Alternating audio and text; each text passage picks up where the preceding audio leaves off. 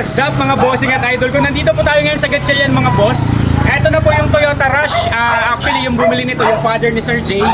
Nasa Abu Dhabi po yan mga boss. Siya po yung nag-reserve ng nulok. Wala man lang dalawang isip. Basta nagpadala po. Nag-transfer agad sa may-ari mga boss.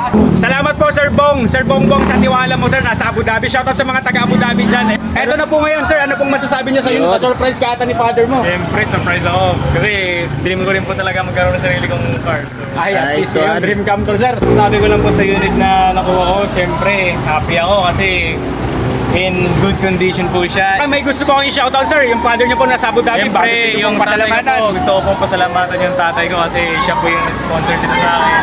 Wow, Gusto ko congrats. na magkaroon ng sariling sakyan. So, Napakabait ni Sir Bongbong sir. Napakabait.